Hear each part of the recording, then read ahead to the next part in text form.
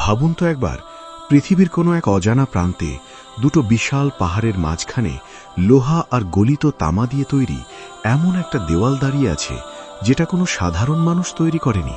তৈরি করেছিলেন এমন একজন বাদশাহ, যাকে স্বয়ং আল্লাহ রাব্বুল আলামিন পৃথিবীর বুকে অসীম ক্ষমতা দিয়েছিলেন।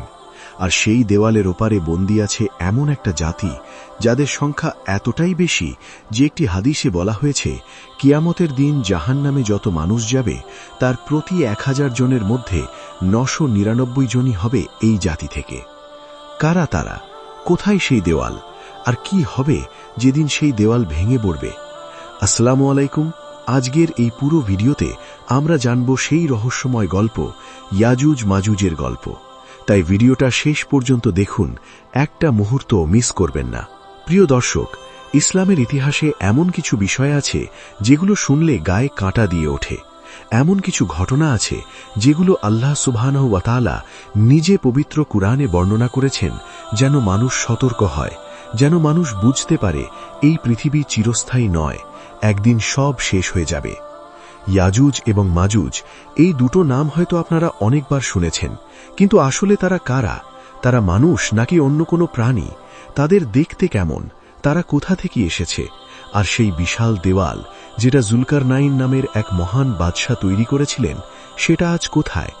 এই প্রশ্নগুলোর উত্তর খুঁজতে গেলে আমাদের ফিরে যেতে হবে হাজার হাজার বছর আগে। ফিরে যেতে হবে এমন এক সময়ে যখন পৃথিবীতে এমন একজন শাসক ছিলেন, যিনি পূর্ব থেকে পশ্চিম, উত্তর থেকে দক্ষিণ সমস্ত পৃথিবী ভ্রমণ করেছিলেন। তার নাম জুলকারনাইন। কিন্তু জুলকারনাইনের গল্পে যাওয়ার আগে আসুন আগে জেনে নেই আসলে ইয়াজুজ মাজুজ কারা। পবিত্র কুরআনে আল্লাহ সুবহানাহু ওয়া তাআলা সূরা কাহাফ এবং সূরা আম্বিয়ায় ইয়াজুজ মাজুজের কথা উল্লেখ করেছেন। এছাড়া একাধিক সহিহ হাদিসে রাসূলুল্লাহ সাল্লাল্লাহু আলাইহি ওয়াসাল্লাম তাদের সম্পর্কে বিস্তারিত বলেছেন। প্রথম কথা হল, ইয়াজুজ এবং মাজুজ মানুষ। হ্যাঁ, তারা মানবজাতিরই অংশ। তারা কোনো জিন নয়, কোনো ভিন গ্রহের প্রাণী নয়। তারা আদম আলাইহিস সালামের সন্তান। ইসলামের বিশ্বস্ত আলেমগণ এ বিষয়ে একমত যে ইয়াজুজ এবং মাজুজ হল আদম সন্তানদেরই একটি জাতি বা গোষ্ঠী। কোনো বর্ণনায় বলা হয়েছে তারা নূহ আলাইহিস সালামের পুত্র ইয়াফিসের বংশধর, অর্থাৎ নূহ আলাইহিস সালামের সময় যে মহাপ্লাবন হয়েছিল, তারপর যে মানব গোষ্ঠী টিকেছিল, তাদেরই একটা শাখা থেকে ইয়াজুজ মাজুজ জাতির উদ্ভব। কিন্তু তাদের বৈশিষ্ট্য ছিল সাধারণ মানুষদের থেকে সম্পূর্ণ আলাদা। তারা ছিল ভয়ঙ্কর, হিংস্র, বর্বর এবং ধ্বংসকারী। তারা যেখানেই যেত সেখানেই ফাসাদ ছড়াত। ফাসাদ মানে কি? শুধু যুদ্ধ নয়, তারা মানুষের ফসল নষ্ট করত, মানুষের ঘরবাড়ি ধ্বংস করত, মানুষকে হত্যা করত, সবকিছু লুটপাট করত। তাদের উপদ্রব এতটাই ভয়াবহ ছিল যে সাধারণ মানুষ তাদের থেকে বাঁচার কোনো উপায় খুঁজে পেত না। এখন প্রশ্ন হল, তাদের সংখ্যা কত ছিল? ভাই, তাদের সংখ্যা নিয়ে যখন আপনারা জানবেন, তখন সত্যিই অবাক হয়ে যাবেন। সহিহ বুখারী এবং সহিহ মুসলিমের একটি হাদিস বর্ণিত আছে, রাসূলুল্লাহ সাল্লাল্লাহু আলাইহি ওয়াসাল্লাম বলেছেন, আল্লাহ তাআলা বলবেন, হে আদম। আদম আলাইহিস সালাম বলবেন, লাব্বাইক ওয়া সাদাইক। তখন আল্লাহ তাআলা বলবেন, জাহান্নামের দলকে বের করো। আদম আলাইহিস সালাম বলবেন, জাহান্নামের দল কতজন? আল্লাহ বলবেন, প্রতি 1000-এ 999 জনই হবে এই জাতি থেকে। এখন একটু চিন্তা করুন, প্রতি 1000-এ 999 জন ইয়াজুজ মাজুজ, তাহলে তাদের মোট সংখ্যা কত? সেটা আমাদের কল্পনারও বাইরে।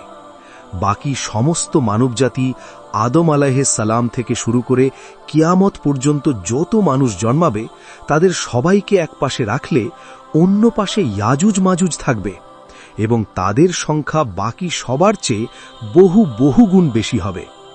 এই বিশাল সংখ্যার এই ভয়ঙ্কর জাতিকেই আটকে রাখা হয়েছে একটি প্রাচীরের পেছনে। আর সেই প্রাচীর নির্মাণের পেছনে আছে এক অসাধারণ ইতিহাস, জুলকারনাইনের ইতিহাস। এবার আসুন আমরা জানি সেই মহান ব্যক্তিত্বের কথা, যাকে আল্লাহ তাআলা এত ক্ষমতা দিয়েছিলেন যে পুরো পৃথিবী ছিল তার পদতলে। তার নাম জুলকারনাইন। পবিত্র কোরআনে সূরা কাহাফের 83 নম্বর আয়াত থেকে শুরু হয়েছে তার কাহিনী।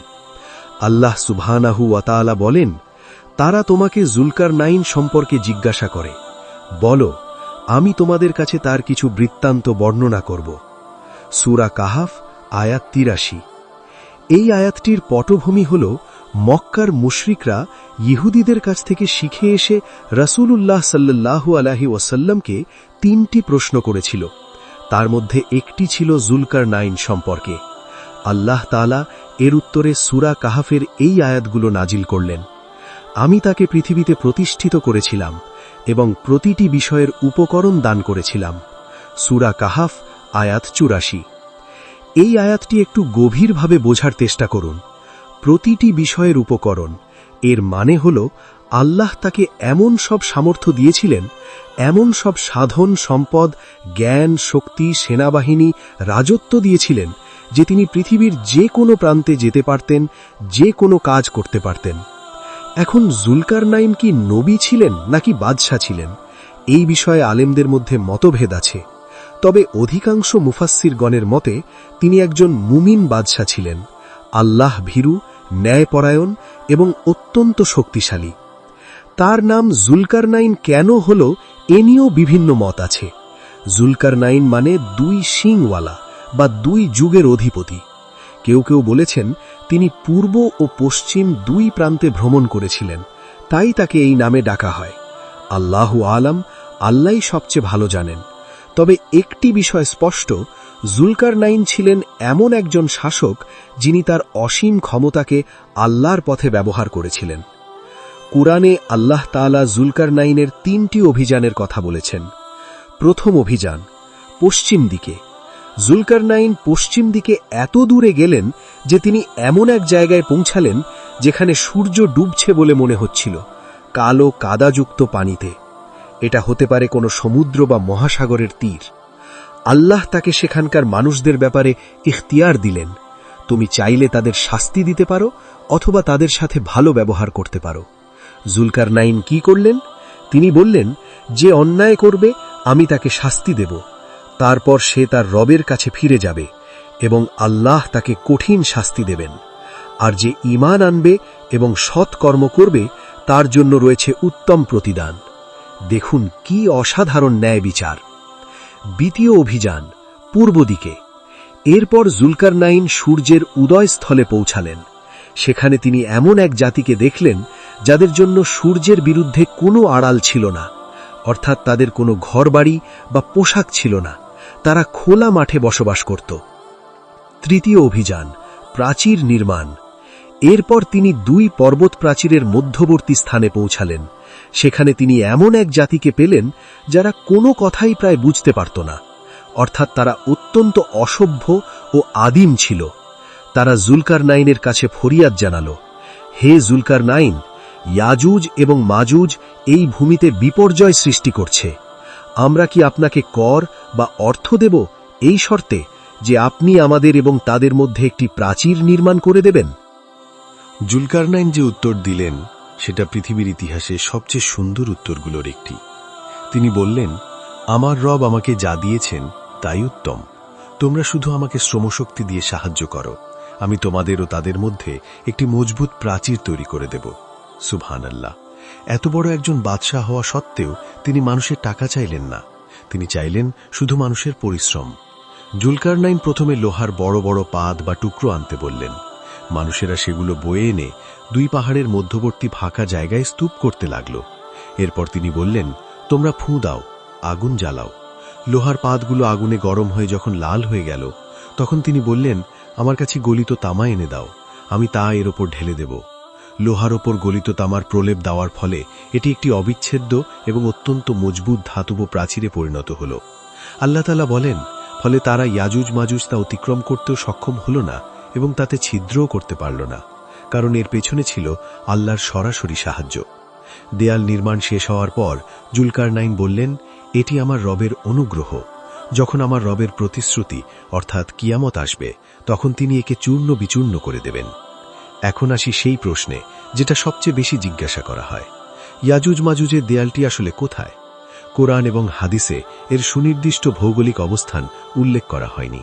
তবে ইমাম ইবনে কাসির রাহমাতুল্লাহ আলাইহি বলেছেন, দেয়ালটি উত্তর পূর্ব দিকের পার্বত্য অঞ্চলে থাকতে পারে।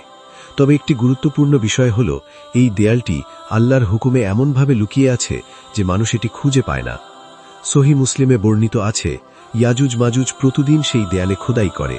প্রতিদিন যখন তারা দেয়ালটি প্রায় ফুটো করে ফেলে এবং ওপার থেকে সূর্যের আলো দেখা যায়, ঠিক তখনই তাদের নেতা বলে, আজ চলো, কাল এসে শেষ করব। কিন্তু রাতে আল্লাহর হুকুমে দেয়ালটি আবার আগের মতো মজবুত হয়ে যায়। কিন্তু যেদিন আল্লাহ চাইবেন তারা বের হোক, সেদিন তাদের নেতা বলবে, চলো আজ থামি, ইনশাল্লাহ কাল এসে শেষ করব। আগে তারা কখনো ইনশাল্লাহ বলতো না। সেই ইনশাল্লাহ বলার বরকতে পরের দিন তারা দেয়ালটি ফুটো করে ফেলবে এবং স্রোতের মতো পৃথিবীতে বেরিয়ে আসবে। ইয়াজুজ মজুজ যখন বেরিয়ে আসবে, তখন তারা মানুষের সমস্ত পানি খেয়ে ফেলবে, মানুষকে হত্যা করবে, পৃথিবীতে মহাবিপর্যয় সৃষ্টি করবে। ঈসা আলাইহিসসালাম এবং তার সাথী মুমিনরা তুর পাহাড়ে আশ্রয় নেবেন। অবশেষে ঈসা আলাইহিসসালাম আল্লাহর কাছে দোয়া করবেন। আল্লাহ তাআলা ইয়াজুজ মাজুজের ঘাড়ে নাগাফ নামক এক প্রকার কীট বা পোকা পাঠাবেন। সেই কীটের আক্রমণে বিশাল এই জাতি এক রাতের মধ্যে ধ্বংস হয়ে যাবে। এরপর আল্লাহ বিশাল পাখি পাঠিয়ে তাদের মৃতদেহগুলো পরিষ্কার করবেন এবং বৃষ্টির মাধ্যমে পৃথিবীকে পবিত্র করবেন। এরপর পৃথিবীতে আসবে এক অভূতপূর্ব বরকত ও শান্তির সময়। প্রিয় দর্শক, ইয়াজুজ মাজুজের ঘটনা শুধু একটি ভবিষ্যৎ ঘটনার বর্ণনা নয়, এটি আমাদের জীবনের জন্য একটি শক্তিশালী সতর্কবার্তা। দুনিয়া ক্ষণস্থায়ী, আখেরাত চিরস্থায়ী। কিয়ামত যে সত্য এবং তা খুব নিকট, এটাই ইয়াজুজ মাজুজের ঘটনা আমাদের শিক্ষা দেয়। রাসূলুল্লাহ সাল্লাল্লাহু আলাইহি ওয়াসাল্লাম বলেছেন, যে ব্যক্তি সূরা কাহাফের প্রথম 10টি আয়াত মুখস্থ করবে, সে দাজ্জালের ফিতনা থেকে নিরাপদ থাকবে। আর প্রতি শুক্রবার এই সূরা তিলাওয়াত করা অনেক ফজিলতপূর্ণ। আল্লাহ তাআলা আমাদের সবাইকে শেষ জামানার ফিতনা থেকে রক্ষা করুন এবং আমাদের ঈমানকে মজবুত করুন। আমিন। ভিডিওটি ভালো লাগলে লাইক দিন এবং শেয়ার করুন। আসসালামু আলাইকুম ওয়া রাহমাতুল্লাহি ওয়া বারাকাতুহু।